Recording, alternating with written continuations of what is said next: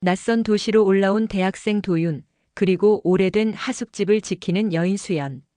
빗소리와 부엌 등, 그리고 좁은 공간에서 스쳐 지나간 손끝은 곧 서로의 몸과 마음을 뒤흔드는 금단의 불씨가 된다. 예의와 금기의 선을 지키려 애쓰지만 빗속에서 점점 젖어드는 갈망은 멈추지 않는다. 결국 두 사람은 넘지 말아야 할 문턱 위에서 가장 뜨겁고 관능적인 밤을 맞이하고 세월이 흘러 다시 마주한 순간 그들은 서로의 살 속에 지울 수 없는 흔적이 되어 있음을 깨닫는다. 구독과 좋아요를 눌러주시면 큰 힘이 되어 더욱 좋은 구성으로 보답하겠습니다. 다음 이야기로 시작합니다.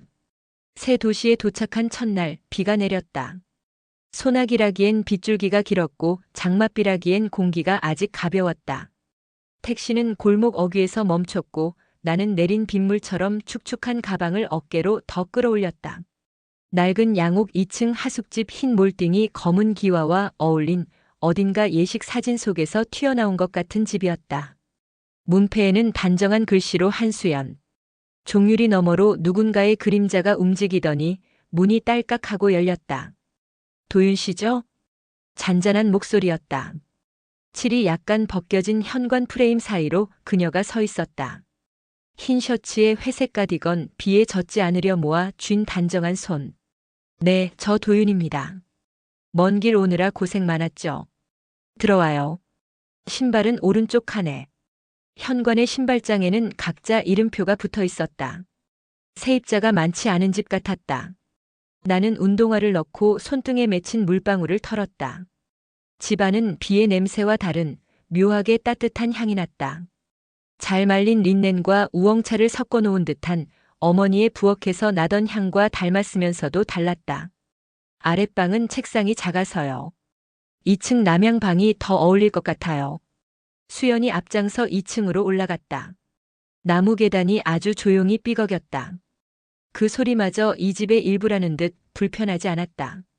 2층 복도에는 얇은 레이스 커튼이 쳐져 있었고 비가 흘려보내는 낮의 빛이 창틀에서 부서졌다. 여기에요. 문을 열자 작은 방. 침대, 책상, 책장, 그리고 창. 창문 밖 처마 끝에 빗물이 하나씩 모여 떨어졌다.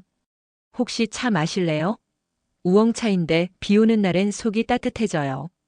그럼 감사합니다. 나는 가방을 침대 옆에 내려두고 방 한가운데 선 채로 깊게 숨을 들이마셨다. 비의 소리와 집의 공기가 겹쳐 장마의 첫 페이지를 한 장 넘기는 느낌이었다. 부엌은 생각보다 넓었다. 오래 쓰인 도마, 다 다른 손잡이의 냄비, 빛 바랜 수건이 깔끔히 접혀 있었다. 그녀는 주전자를 불에 올리고 머리카락을 하나로 정리했다. 움직임이 조용하고 익숙했다. 도윤 씨 편입이라 했죠? 네. 한 학기 늦게 들어가서 아직 조금 어색해요. 그럴 수 있죠. 이 동네는 밤이 조용해서 공부하기 좋아요. 날 풀리면 창문을 열어두고 글씨를 쓰거나 책을 읽으면 남들 시간과 내 시간이 다르게 흐르는 기분이 들어요. 주전자가 끓는 소리를 내며 숨을 토했다. 그녀는 컵에 따끈한 물을 돌려 우엉차를 우리고 내 앞에 놓았다. 손잡이가 미지근했다. 마셔봐요. 조금 구수하고 끝맛이 달아요. 감사합니다. 한 모금 넘기자 혀에 고소함이 남았다. 목을 타고 내려가는 온기가 배에 잔잔하게 퍼졌다. 오랜 이동의 긴장과 먼지 같은 것이 서서히 가라앉는 느낌. 무심코 고개를 들었을 때 그녀의 눈이 나를 스쳤다. 짧고 깊었다. 물컵이 식탁에 닿는 소리가 유난히 크게 들렸다. 짐은 천천히 풀어요. 비가 그치면 이불도 한번 털어주고. 네. 그리고 여기 하숙 규칙이 몇 가지 있어요. 그녀는 냉장고 옆에 붙은 메모를 가리켰다. 밤 11시 이후엔 복도에서 통화 금지. 부엌은 사용 후 원래 자리. 빨래는 베란다 빨래줄에 겹치지 않게. 무엇보다 서로에게 예의 지키기. 마지막 줄이 눈에 오래 남았다. 무엇보다 서로에게 예의 지키기. 단순하지만 이 집이 의지하는 버팀목처럼 보였다. 그날 오후 비는 더 부드러워졌다. 나는 방에 앉아 창문을 열었다. 처마 밑으로 내려앉은 공기가 피부에 닿았다. 어릴 적 장대비는 시끄러웠는데 오늘의 비는 이상하게 조용했다. 그 조용함 속에 그녀의 발소리, 그릇 닿는 소리, 베란다에서 빨래를 탁탁 털어내는 작은 진동이 섞였다. 저녁 무렵 문을 두드리는 노크가 들렸다.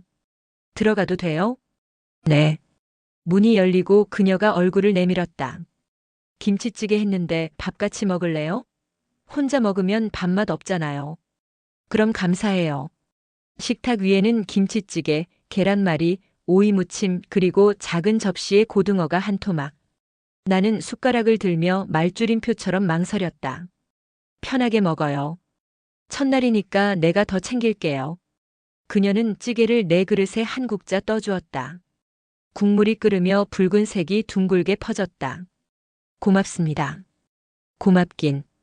이 집에서 밥을 같이 먹기 시작하면 그때부터 진짜 식구가 되는 거예요. 식구라는 단어가 희미하게 가슴을 부풀렸다. 내 고향집에서 겨울밤 부엌이 김으로 하얘지던 장면이 떠올랐다. 어떤 단어들은 그것만으로도 체온을 갖는다. 도윤 씨는 왜 철학과를 선택했어요? 처음엔 국문과를 생각했는데요. 결국 글을 쓰려면 생각을 배워야 할 것 같아서요. 멋지네요. 생각을 배운다는 말. 그녀의 얼굴에 잠깐 미소가 떠올랐다 사라졌다. 그 미소는 오래된 액자 속 사진처럼 오래 본 듯한데 처음 보는 얼굴이었다. 식사가 끝날 무렵 갑자기 전기가 깜빡했다. 번개가 멀리서 울린 뒤였고 집안의 모든 것이 잠시 숨을 멈추었다. 가끔 이 골목이 그래요. 그녀는 식탁 아래 콘센트를 확인하고 누전에 민감해진 멀티탭 스위치를 껐다 켰다. 불이 돌아왔다. 괜찮죠? 네. 순간 그 작은 어두움의 사이에서 우리는 서로를 바라봤다. 숨소리, 그릇의 여운, 빗방울. 아무것도 하지 않은 시간인데도 마음은 한 걸음 내밀어 있었다. 미세하게 그러나 분명히. 설거지를 도와주겠다고 했을 때 그녀는 고개를 저었다. 첫날은 손 놓고 있어요. 내일부턴 접시라도 말려줘요. 네. 근데 도윤 씨는 손이 참 따뜻하네. 그녀가 고무장갑을 끼며 스쳐 말했고 나는 대답 대신 수건을 펼쳐 접시를 닦았다.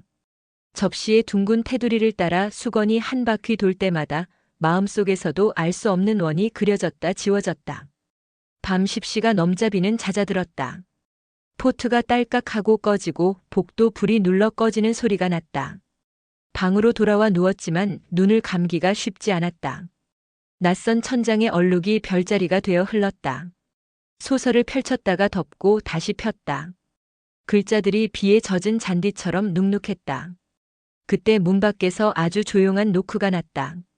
도윤 씨 자요? 아직이요. 문틈으로 작은 봉투가 밀려 들어왔다. 내일 장 보러 시장 가는데 혹시 필요한 거 적어줘요. 우유나 커피, 치약 같은 거. 아, 네. 감사합니다. 그리고 그녀의 목소리가 아주 낮아졌다. 이 집에선 누구든 힘든 날이 있으면 부엌등을 켜둬요. 말 대신 그 불이 신호가 돼요. 불이 켜져 있으면 오늘은 말벗이 필요해요라는 뜻. 늦은 시간이더라도 조용히 와서 따뜻한 물 한 잔 같이 마시면 돼요. 좋은 규칙이네요. 서로에게 예의를 지키는 방식이기도 하죠. 그녀의 발소리가 복도 끝으로 사라졌다. 조금 뒤 부엌등이 켜졌다. 아주 희미한 그러나 분명한 빛. 깊은 밤의 골목에서 유일하게 불을 밝히는 분식집 간판처럼. 나는 망설이다가 창턱에 손을 올렸다. 바람이 잠깐 들어오고 다시 나갔다. 부엌으로 내려가자 수연이 머그컵 2개를 꺼내고 있었다. 잠이 안 오죠? 네. 비 때문인지 아니면 낯선 집이라 그래요. 다 그런 밤이 있어요. 그녀는 뜨거운 물을 컵에 따르고 레몬꿀을 한 숟가락 풀었다. 향기가 퍼졌다. 우리는 말없이 마주 앉았다. 부엌의 시계 바늘이 탁탁거리며 시간을 조금씩 흘려보냈다. 여기서 살다 보면 빗소리가 친구가 돼요. 그녀가 먼저 말했다. 어떤 날은 같이 울어주고 어떤 날은 대신 말해주죠. 오늘 하루 어땠는지. 그럼 오늘은 뭐라고 말할까요? 그녀가 나를 보았다. 눈빛에 말이 닿기 전에 건너오는 온기가 있었다. 어서 와요 라고. 그 말은 인사였고 환대였고 조심스레 문을 여는 손이었다. 컵을 내려놓는 소리와 동시에 복도에서 바람이 스쳤다. 레이스 커튼이 아주 조금 흔들렸다가 고요해졌다. 우리는 그 흔들림이 가라앉기를 함께 기다렸다. 그리고 아무 일도 일어나지 않은 것처럼 서로에게 미소를 건넸다. 이제 자요. 내일은 시장 가야 하니까. 네. 잘 자요. 잘 자요, 도윤 씨. 방으로 돌아오는 길 나무 계단은 또 한 번 조용히 삐걱였다. 나는 그 소리를 마음속 메트로놈처럼 듣고 발을 옮겼다. 문을 닫기 전 복도 끝에서 그녀가 뒤돌아 서 있는 모습이 보였다. 한 손으로 부엌등을 끄려다 다시 잠깐 멈춘 모습. 불은 꺼지지 않았다. 작은 등이 한밤을 밝히고 있었다. 그렇게 첫날의 밤이 끝났다. 아무 장면도 과하지 않았지만 내 마음속에서는 빛을 오래 머금은 컵처럼 따뜻함이 식지 않았다. 다음 날 아침 빗방울이 매달린 빨래줄 아래로 지나갈 때 나는 알았다. 이 집의 시간은 느리게 그러나 틀림없이 내 쪽으로 기울고 있다는 것을. 낯선 도시의 첫날 하필 비가 내렸다. 빗줄기는 가느다랗지만 집요하게 이어졌고 내 어깨와 가방을 적셨다. 골목 끝에 자리한 양옥집, 오래된 기와와 흰 벽이 어울린 집은 빗물에 반쯤 젖어 은밀한 빛을 띠고 있었다. 문을 열자 그녀가 서 있었다. 도윤 씨죠? 차분한 목소리, 그러나 그 안에 묘한 따스함이 배어 있었다. 흰 셔츠 위에 얇은 가디건, 물방울이 떨어진 듯 촉촉한 손끝. 나는 순간 눈을 피했다. 심장이 불필요하게 빠르게 뛰었다. 집안의 공기는 비와 달랐다. 잘 말린 이불과 은근한 차 향이 섞인 피부를 스치듯 감싸오는 냄새. 한수연 이 집의 주인은 그 냄새와 같은 사람이었다. 방은 위층이에요. 따라오세요. 그녀가 계단을 오르자 젖은 머리카락에서 물방울이 떨어졌다. 그 빛나는 궤적이 나무 난간에 번졌다. 나는 시선을 거두려 했지만 오히려 발걸음이 느려졌다. 계단이 삐걱이는 소리는 마치 그 순간을 고스란히 증언하는 듯 은밀했다. 방에 짐을 내려놓자 그녀가 물었다. 우엉차 마실래요? 비 오는 날엔 속이 따뜻해져요. 그럼 부탁드릴게요. 부엌에서 그녀는 머리칼을 뒤로 넘기며 주전자를 올렸다. 움직임이 매끄럽고 작은 동작마저 은근한 곡선을 그렸다. 나는 의자에 앉아 숨결이 섞이는 거리를 가늠했다. 너무 가까워서 혹은 너무 멀어서 마음이 불편하게 조율되었다. 편입이라 했죠? 낯설 텐데. 네. 아직 많이 어색해요. 곧 익숙해질 거예요. 이 집은 조용해요. 생각에 잠기기에도 외로워지기에도. 김이 오르자 부엌은 조금 더 습해졌다. 그녀가 찻잔을 내 앞에 두는 순간 손끝이 내 손등을 스쳤다. 짧은 접촉이었는데도 마치 오래된 기억을 깨우듯 온기가 남았다. 차는 구수했지만 그보다 그녀의 시선이 더 깊게 배어왔다. 눈길을 마주한 찰나 식탁 위에 놓인 물방울 하나가 느리게 굴렀다. 나는 무심히 삼켰지만 목이 마르는 듯 했다. 저녁은 김치찌개였다. 그녀가 국을 떠줄 때 뜨거운 김이 얼굴에 스쳤다. 고소한 계란말이와 짭조름한 고등어, 그리고 그녀의 미소. 평범한 반찬들이 갑자기 낯설 만큼 관능적으로 다가왔다. 식구라는 단어가 입에 맴돌았고 나는 숟가락을 쥔 손에 괜히 힘이 들어갔다. 번개가 치며 불이 잠시 꺼졌을 때 어둠 속에서 그녀의 얼굴선이 희미하게 드러났다. 숨소리만이 이어졌다. 그 순간 전기가 다시 들어왔는데도 어둠보다 그녀의 눈빛이 더 오래 남았다. 손이 따뜻하네요. 설거지를 도와주겠다 했을 때 그녀가 스치듯 내뱉은 말. 단순한 말인데도 나는 그 열기를 손끝에서 오래도록 놓지 못했다. 밤 10시. 복도가 조용해지고 비가 잦아들 무렵 문틈으로 봉투 하나가 들어왔다. 내일 장 보러 시장에 가요. 필요한 거 있으면 적어주세요. 그리고 이 집엔 작은 규칙이 있어요. 그녀의 목소리는 낮고 조용했다. 누군가 힘든 날이면 부엌등을 켜둬요. 그 불이 말 대신 신호예요. 오늘은 누군가가 필요하다는 뜻. 잠시 후 부엌등이 켜졌다. 희미한 불빛 하지만 골목의 모든 불빛을 압도할 만큼 선명했다. 나는 잠시 망설이다가 결국 계단을 내려갔다. 그녀는 머그컵을 꺼내고 있었다. 레몬 꿀물이 김을 뿜으며 부엌 가득 퍼졌다. 우리는 말없이 앉았다. 그녀의 손끝이 머그컵 가장자리를 따라가고 나는 그 움직임을 따라 눈길을 빼앗겼다. 오늘 하루 어땠을까요? 비가 뭐라고 말해줄까요? 어서 와요 라고. 그녀의 대답은 단순했지만 가슴을 흔들었다. 환영의 말이면서도 더 깊은 초대 같았다. 나는 한동안 말을 잇고 그녀의 눈빛에만 머물렀다. 그 눈은 부드럽지만 쉽게 닿을 수 없는 불꽃 같았다. 그리고 그 불꽃이 내 안에서 이미 불을 지피고 있었다. 그날 밤 방으로 돌아왔을 때 나는 알았다. 이 집의 시간은 단순히 흐르는 게 아니었다. 천천히 그러나 분명히 내 마음 쪽으로 기울고 있었다. 비는 얇지만 끈질기게 내리고 있었다. 어깨에 매단 가방은 젖었고 손끝에는 차가운 물방울이 맺혔다. 골목 끝 낡은 양옥집. 오래된 기와와 흰 벽이 젖어 빛나고 있었다. 문이 열리자 그녀가 나타났다. 도윤 씨? 차분한 목소리. 하지만 눈빛은 단순히 세입자를 맞는 시선이 아니었다. 흰 셔츠 위 얇은 가디건, 젖은 머리칼이 뺨에 닿아 흘러내렸다. 순간 나는 시선을 고정하지 못했다. 방은 위층이에요. 그녀가 계단을 오르자 젖은 머리에서 떨어진 물방울이 계단을 적셨다. 나는 무의식적으로 그 궤적을 따라보았다. 허리선 아래로 흐르는 선이 눈에 들어오는 순간 숨이 막히듯 멈췄다. 방은 단출했다. 그러나 창밖 빗방울보다 더 선명했던 건 그녀가 건넨 말이었다. 우엉차 마실래요? 몸이 데워져요. 부엌에서 그녀는 머리칼을 뒤로 넘겼다. 손끝의 움직임 하나가 부드럽게 곡선을 그리며 시선을 빼앗았다. 주전자가 끓으며 습기가 차오르자 좁은 공간은 어느새 축축한 공기와 뜨거운 기운으로 가득했다. 차를 내밀며 그녀의 손등이 내 손을 스쳤다. 짧은 접촉, 그러나 순간적으로 심장이 무겁게 울렸다. 따뜻하죠? 그녀의 물음은 차를 가리킨 듯 했지만 나는 대답을 잇고 고개를 들었다.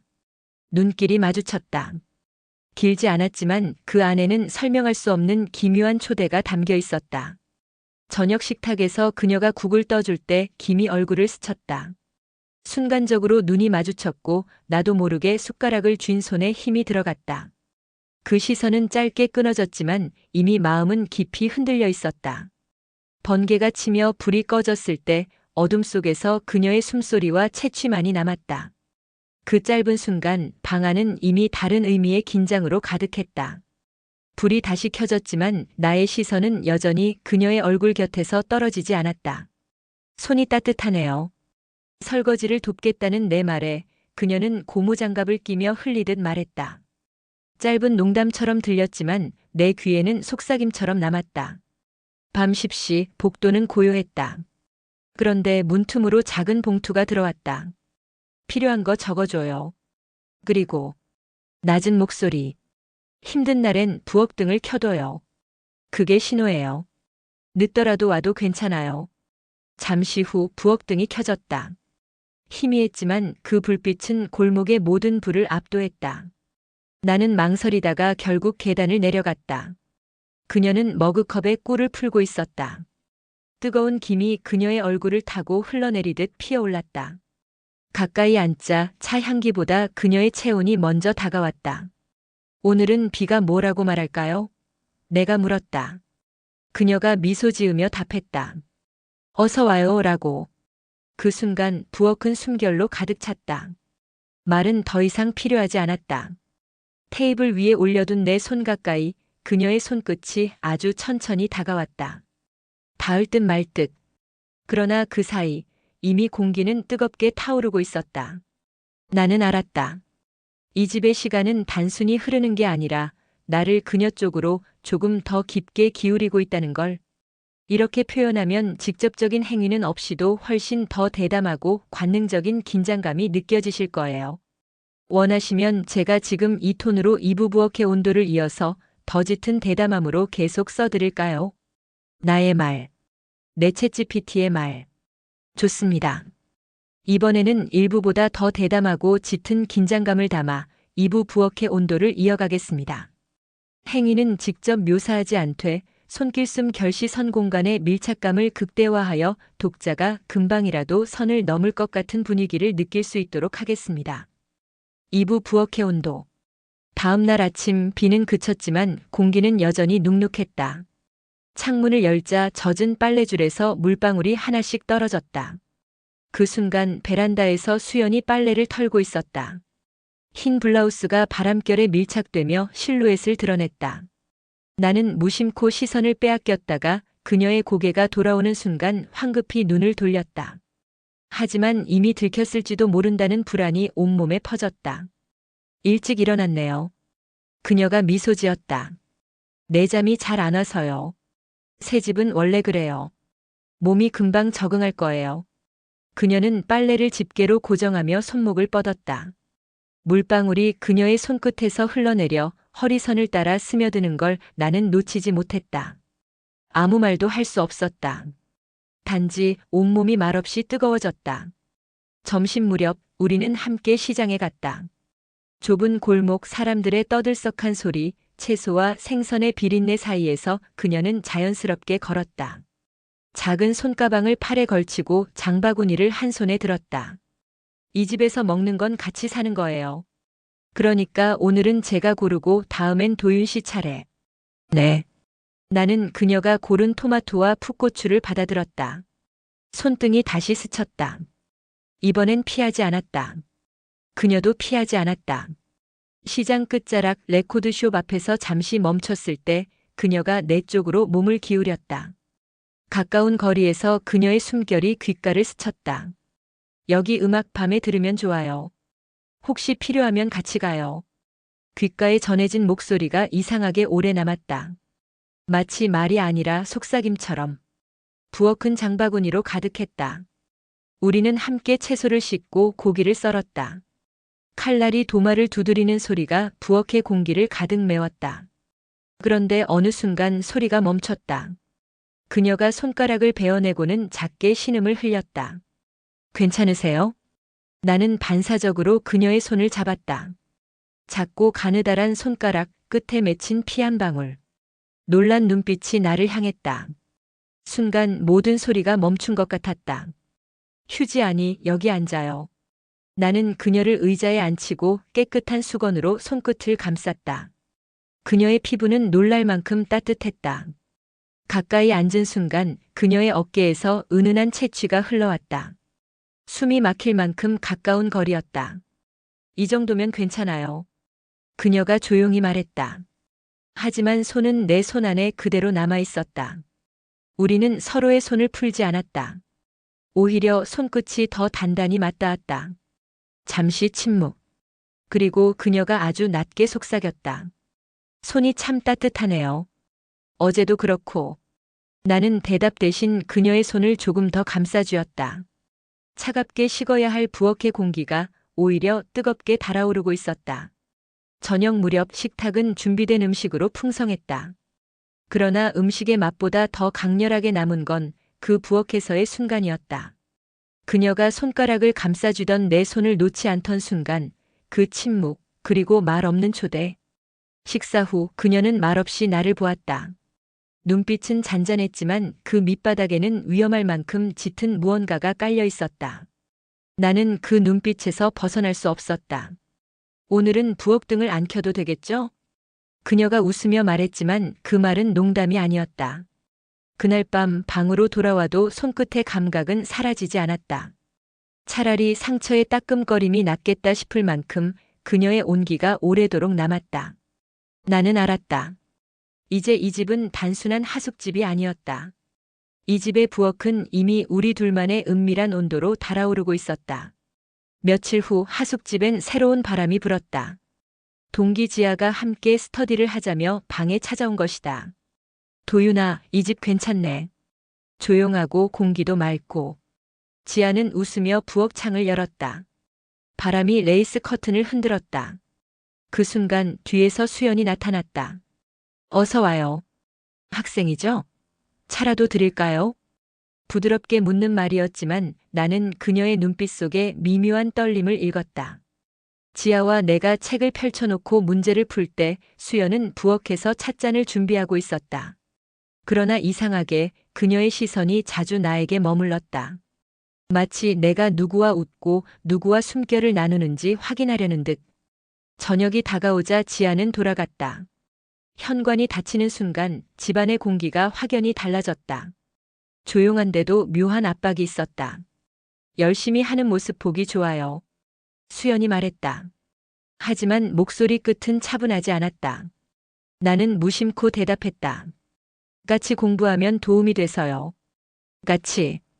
그녀는 그 단어를 되뇌며 웃었다. 웃음이었지만 왠지 서늘했다. 밤. 복도는 고요했지만 부엌등이 켜져 있었다. 나는 잠시 망설이다가 내려갔다. 그녀는 의자에 앉아 있었다. 오늘따라 머리를 풀어 헤치고 얇은 니트를 걸치고 있었다. 커튼 사이로 스며든 가로등 불빛이 어깨와 쇄골을 따라 번졌다. 오늘 즐거웠어요? 그녀의 물음은 평범했지만 그 속엔 다른 의미가 숨어 있었다. 네. 그냥 공부 때문에요. 그런데 왜 이렇게 늦게까지 신경이 쓰였을까요? 그녀는 머그컵을 들었지만 입에 대지 않았다. 대신 시선을 내게 박았다. 그 눈빛은 단순히 하숙집 주인의 눈빛이 아니었다. 도윤 씨. 낮은 목소리가 내 이름을 불렀다. 이 집 규칙 기억하죠? 서로에게 예의 지키기. 네. 근데 가끔은 예의를 넘어서는 게 필요할 때도 있어요. 그녀의 손끝이 식탁 위에서 천천히 내 쪽으로 다가왔다. 나는 피하지 않았다. 마침내 손끝이 스쳤다. 순간 숨이 멎는 듯 했다. 오늘 당신 눈빛이 달라 보였어요. 웃는 얼굴이 낯설었어요. 그녀의 고백은 질투였고 동시에 갈망이었다. 나는 무슨 대답도 하지 못했다. 단지 심장이 요동치며 그녀의 눈을 똑바로 마주했다. 부엌 공기는 숨막힐 만큼 뜨거워졌다. 그녀는 의자에서 몸을 앞으로 기울였다. 그 순간 차 향기보다 진한 채취가 코끝을 파고들었다. 내 심장은 도망칠 수 없었다. 지금 도윤 씨 마음은 어디 있어요? 그녀의 질문은 칼날 같았다. 나는 말없이 고개를 떨궜다. 그러나 손은 여전히 그녀의 손 위에 머물렀다. 아주 짧은 순간 그녀가 웃었다. 대답 안 해도 알아요. 그 미소는 위험했고 치명적이었다. 그날 밤 방으로 돌아온 나는 쉽게 눈을 감지 못했다. 지아의 웃음, 수연의 눈빛. 서로 다른 빛깔이 내 안에서 충돌하고 있었다. 그러나 확실한 건 하나였다. 나는 이미 이 집의 질서와 규칙에서 멀어지고 있었다. 그 균열은 작았지만 틀림없이 벌어지고 있었다. 그리고 나는 스스로 그 균열 속으로 걸어가고 있었다. 오후부터 비가 다시 왔다. 아침보다 굵고 더 오래. 빗줄기는 처마 끝에 매달려 있다가 한꺼번에 쏟아져 내리곤 했다. 나는 책상에 앉아 책을 펼쳤다. 글자는 제대로 읽히지 않았고 빗소리의 리듬만 머릿속에서 커졌다. 결국 창문을 반쯤 열었다. 젖은 흙냄새와 풀냄새, 그리고 아주 얇게 스며드는 비의 냄새가 방 안으로 천천히 들어왔다. 베란다에서 빨래를 걷는 소리가 났다. 레이스 커튼 너머로 수연이 젖은 옷자락을 한번 털어 물방울을 날렸다. 그 물방울이 햇빛 하나 없는 회색 하늘에도 미세하게 빛났다. 나는 시선을 돌리려 했지만 여전히 커튼이 흔들리는 모양을 따라 눈이 붙잡혔다. 도윤 씨. 문을 두드리는 목소리. 나는 문을 열었다. 혹시 우산이 하나뿐인데 장 보러 같이 다녀올래요? 그녀는 웃었고 나는 고개를 끄덕였다. 네. 골목으로 내려가자 비는 우산 끝에서 계속 떨어졌다. 우산 하나에 두 사람이 들어가자 팔과 어깨가 맞닿았다. 천위로 맺힌 물방울들이 틱틱 소리를 내며 떨어졌다. 가까운 거리를 유지하려 하는데 바람이 한 번 불면 우산이 기울고 어깨가 다시 닿았다. 숨이 좁은 우산 속에서 먼저 섞였다. 시장에 도착했을 때 흙 묻은 무와 고추, 젖은 미나리가 가득한 좌판이 비에 반짝거렸다. 사람들의 발자국 사이로 작은 물길이 났고 그 위로 붉은 고추가 한두 개 구르다 멈췄다. 우리는 잘 익은 토마토를 고르고 짭짤한 멸치를 한 봉지 샀다. 그녀가 값 계산을 하는 동안 나는 비에 적신 머리칼 끝을 손등으로 조심스레 털었다. 그녀가 흘끗 나를 보았다. 말없이 고마워한다는 시선이었다. 그 짧은 교환만으로도 심장은 다시 불필요하게 빠르게 뛰었다. 돌아오는 길 레코드숍 앞에서 걸음이 멈췄다. 비 오는 날 들으면 좋은 게 있어요. 수연이 말했다.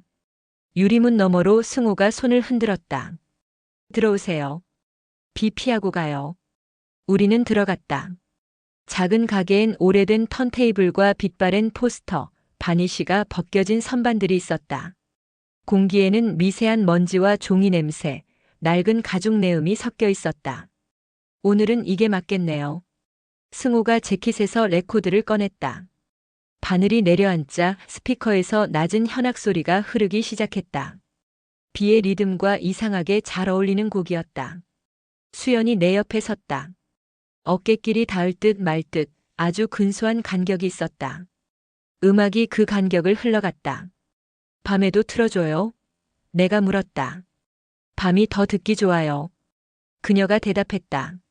눈웃음에 젖은 조명이 반사되었다. 그 순간 나는 우리가 음악 한 곡의 길이만큼 같은 꿈을 보고 있는 사람들처럼 느꼈다. 집으로 돌아오자 복도는 어두웠다. 비가 더 거세졌다. 그녀가 우산을 털고 현관을 닫았다. 잠깐만요. 그녀가 말했다. 우산을 여기 말려야 해서. 우리는 나란히 서서 우산에 맺힌 물을 털었다. 그 작은 동작이 이상하게 길었다. 검은 천에서 떨어지는 물방울이 현관 바닥에 둥근 점들을 찍었다. 차 한잔 할래요? 네. 부엌. 스테인리스 싱크대 위로 흐르는 물소리, 주전자에 물을 채우는 소리, 불 켜지는 소리. 그녀의 움직임은 오늘따라 조금 더 느렸다. 아니, 느린 것처럼 보였다. 나는 의자 가장자리에 앉아 몸을 미세하게 앞으로 기울였다. 부엌등 아래 그녀의 옆얼굴이 부드러운 빛에 잠겼다. 유리창 밖으론 빗물이 길게 흘렀다. 오늘 지아 씨는 안 왔네요. 네. 다행인 걸까요? 미소를 머금은 질문이었지만 목소리는 묘하게 깊었다. 왜요? 몰라요. 오늘은 부엌이 조용했으면 했거든요. 주전자가 끓는 소리를 내며 흔들렸다. 그녀는 불을 낮추고 잔에 차를 우렸다. 우엉차의 구수한 향이 퍼졌다. 어제 제가 조금 미안했어요. 그녀가 말했다. 괜히 어린애처럼 구는 것 같아서. 아니에요. 그래도 예의라는 걸 제가 먼저 꺼내놓고선 그 예의에 기대서 숨은 건 저였던 것 같아서요. 그녀는 잔을 내게 건네며 손을 잠깐 머물렀다. 어제와는 달랐다. 오늘의 머물문 지나가듯 스쳐간 것이 아니라 의지였다. 손끝에 분명한 의도가 있었다. 나는 그 의도에서 눈을 피하지 않았다. 우리는 말없이 차를 마셨다. 비는 더 세차게 내렸고 창문에 부딪힌 물방울이 불규칙하게 터졌다. 도윤 씨, 그녀가 낮게 불렀다. 오늘은 부엌등을 누가 켰는지 묻지 말아요. 네. 대신 같이 앉아 있어 줄래요? 그녀는 의자를 내 쪽으로 조금 더 끌었다. 이제 우리는 테이블 모서리 하나를 사이에 두고 마주 앉아 있었다. 그 모서리를 손으로 감싸주면 서로의 손등이 금세 맞닿을 정도의 거리였다. 나는 이 집을 잘 지키고 싶었어요. 그녀의 고백은 예상보다 오래 숨겨진 것처럼 느리게 나왔다. 조용하고 따뜻한 곳. 돌아오면 불이 켜져 있고 밤 냄새가 나는 곳. 누군가를 붙잡아 두려는 마음이 아니라 누군가가 쉬어갈 수 있는 자리로요. 그녀는 잔을 내려놓았다. 얇은 도자기 바닥이 테이블에 닿으며 작은 소리를 냈다. 그런데 요즘은 내가 쉬고 싶더라고요. 그 말은 빗소리보다 더 깊었다. 나는 무심코 테이블 모서리에 손을 올렸다. 그녀의 손이 천천히 내 손 위로 내려왔다. 처음이 아니었다. 그러나 오늘은 그 가벼운 덮임이 단순한 위로나 예의가 아니었다. 그것은 선택이었다. 우리는 손을 포개고 한참을 말없이 있었다. 그 사이에 바람이 불어 창틀이 한번 떨렸다. 등 뒤에서 부엌 시계가 탁 소리를 내며 분침을 넘겼다. 시간을 가르는 아주 작은 소리. 그 순간 나는 이해했다. 문턱은 문 앞에만 있는 게 아니었다. 손과 손 사이, 숨과 숨 사이, 말과 말 사이에도 문턱이 있었다. 지금 우리는 그 위에 앉아 있었다. 도윤 씨. 그녀가 아주 천천히 몸을 기울였다. 머리칼이 어깨를 지나 테이블의 그림자 위로 떨어졌다. 가끔은 선을 지키는 것보다 선을 아는 게 더 중요하대요. 네. 지금 우리는 알고 있는 걸까요? 나는 대답 대신 그녀의 손을 더 단단히 감싸쥐었다. 손바닥에 미세한 맥박이 맞물렸다. 그녀의 눈빛이 아주 잠깐 흔들렸다가 고요해졌다. 전등이 한 번 깜빡였다. 바깥 골목의 전봇대에서 짧은 스파크가 튀고 바로 안정되었다. 그녀가 미소를 지었다. 이 동네는 중요한 순간에 꼭 이래요. 그 미소가 어찌나 얇고 아름다운지 그것만으로도 충분히 위험했다. 도윤 씨는 그녀가 말을 고르듯 숨을 고른다. 어떤 밤을 기억하고 싶어요? 누군가의 손을 처음으로 놓지 않은 밤. 내가 답하자 그녀의 어깨가 아주 조금 내려갔다. 긴장이 풀리는 모양이었다. 그러나 그건 또 다른 긴장의 시작이기도 했다. 그럼 오늘은 그렇게 해요. 그녀는 자리에서 일어나 슬며시 부엌불을 낮췄다. 맨 위 형광등 대신 싱크대 아래 작은 등만 남았다. 빛이 더 부드러워졌다. 그림자는 깊어졌고 그림자 속에서 숨소리는 더 선명해졌다. 우리는 나란히 서서 싱크대와 테이블 사이에 좁은 틈에 섰다. 아주 좁아서 한 발짝을 내디디면 서로의 발등이 닿을 수 있는 거리. 창문에는 빗물이 연속된 선을 만들고 있었다. 그녀의 손이 내 셔츠 소매를 한 번 잡았다 놓았다. 옷감의 결이 가볍게 당겨졌다 풀리자 팔의 안쪽에 소름이 돋았다. 우리 오래 머무르지 말아요. 네. 대신 충분히 머물러요. 이상한 말이었다. 그런데 나는 이해했다. 오래가 아니라 충분히. 오늘의 밤이 충분히가 되기 위해 필요한 건 이미 여기 있었다. 그녀가 아주 천천히 내 쪽으로 걸음을 옮겼다. 우리는 서로에게로 가까워졌다. 이마와 이마가 닿을 듯 멈추었다.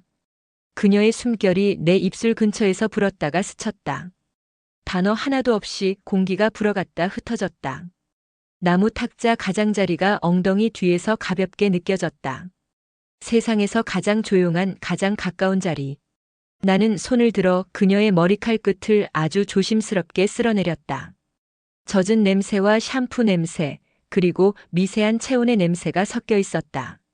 그녀가 눈을 감았다 뜨더니 낮게 웃었다. 오늘은 이미 충분하네요.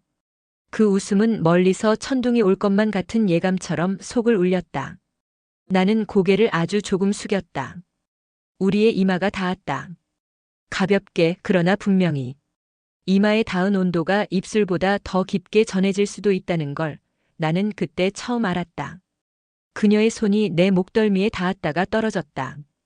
별일 아닌 움직임인데 몸의 중심이 그 방향으로 기울었다. 우리는 서로에게 기대어 한동안 아무 말도 하지 않았다. 창밖의 비와 멀리서 지나가는 차의 바퀴 소리, 싱크대에서 아주 가늘게 떨어지는 물방울 소리, 그리고 서로의 호흡. 네 가지 소리만이 밤을 움직였다. 시간은 그 소리들의 사이에 가만히 앉아 있었다. 문득 현관 쪽에서 아주 미세한 인기척이 났다. 같은 하숙생인가 누군가가 늦게 들어오는 모양이었다. 우리는 동시에 고개를 들었다. 눈빛이 마주쳤다. 그녀가 내 손을 한 번 더 꼭 잡았다. 그리고 아주 조용히 한 글자씩 띄어 읽듯 말했다. 괜찮아요. 나는 고개를 끄덕였다. 손은 놓지 않았다. 현관문이 열리고 다시 닫히는 소리가 난 뒤에도 한동안 우리는 가만히 서 있었다. 그 잠깐의 침입이 오히려 우리를 더 조용하게 만들었다. 숨이 깊어졌다. 그녀는 나와의 거리에서 반보를 물러났다. 그러나 손은 마지막까지 떨어지지 않았다. 마치 문턱 위에서 한쪽 발만 뒤로 빼놓은 사람처럼. 도윤 씨. 네. 우리는 선을 넘지 않았죠. 네. 근데 오늘 밤은 오래 기억될 거예요. 그녀의 미소가 다시 얇아졌다. 왜냐면 선을 정확히 봤으니까. 나는 그 말의 의미를 곱씹었다. 정확히 본 선은 언젠가 다시 만날 수 있는 선이었다. 막연한 충동과 다르게 분명한 자리를 가진 선. 그렇기에 오늘 우리가 멈춘 곳은 겁이 아니라 약속이었다. 그녀가 부엌불을 다시 켰다. 밝아진 공간에서 우리는 아무 일도 없었던 사람들처럼 컵을 정리했다. 그러나 손이 컵을 잡는 방식, 수건을 털어 걸어놓는 방식, 의자를 밀어넣는 방식 모두가 어제와 달랐다. 내일은 비가 좀 잦아들겠죠? 내가 물었다. 아마도. 시장에 또 같이 갈래요? 그녀가 대답 대신 고개를 끄덕였다. 짧고 분명하게. 복도에 나섰을 때 등 뒤로 부엌등이 잠시 망설이는 듯 했다. 그녀가 스위치를 눌렀다가 멈추고 다시 끄지 않은 채로 두었다. 누군가가 필요할 수도 있잖아요. 그녀가 말했다. 그게 우리일 수도 있고요. 그 문장을 남기고 그녀는 먼저 계단을 올랐다. 나무 계단이 아주 조용히 삐걱거렸다. 나는 그 소리를 따라 한 칸씩 올랐다. 계단의 마지막 한 칸에서 그녀가 잠시 멈췄다. 돌아보지는 않았지만 멈춘 기척이 등 뒤에서 분명했다. 한 호흡 뒤 우리는 각자의 문 앞에 섰다. 문 손잡이를 잡은 손에 아직 그녀의 체온이 남아 있었다. 그 체온은 단단한 금속을 천으로 바꿔놓은 것처럼 부드러웠다. 방 안으로 들어오자 비의 냄새가 다시 맡아졌다. 나는 창문을 반쯤 닫고 불을 끄지 않은 채 침대 모서리에 앉았다. 방 천장의 얼룩이 어둠 속에서 선명해졌다. 오늘 우리는 아무것도 하지 않았다. 그러나 오늘만큼 많은 일이 일어난 날도 드물었다. 잠에 들기 전에 문틈 아래로 조용히 빛이 스며들었다. 부엌등이었다. 나는 눈을 감았다. 빛이 눈꺼풀을 얇게 데웠다. 그 온기는 오래전 나를 여기까지 데려온 장맛비 같은 것이었다. 오래오래 천천히 스며드는 것. 그리고 마침내 마음을 젖게 만드는 것. 그 밤은 그렇게 끝났다. 선은 여전히 제자리였고 우리는 그 선 위에서 오래 머물렀다. 문턱을 넘지 않았기에 문턱이 사라지지 않았다. 그래서 이상하게도 더 가까워졌다. 손을 놓지 않는 법을 배운 다음 밤은 언제든 더 다정해질 수 있으니까. 몇 해가 흘렀다. 나는 졸업을 하고 도시에 남아 일을 시작했다. 작은 출판사 좁은 사무실, 원고와 잉크 냄새 속에서 매일을 보냈다.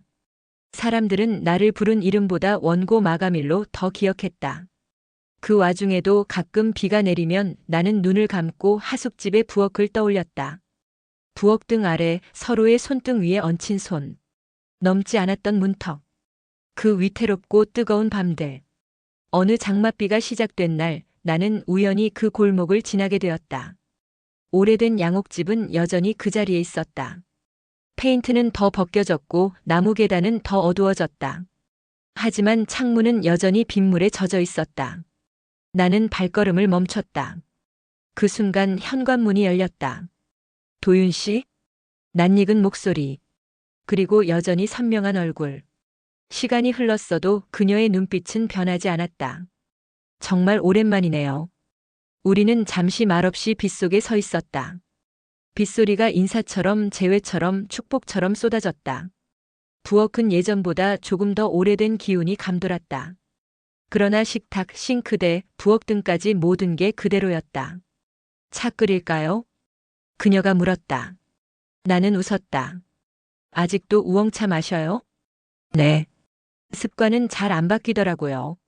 주전자에서 김이 오르자 예전의 장면이 겹쳐졌다. 나는 부엌의 공기가 다시 뜨거워지는 걸 느꼈다.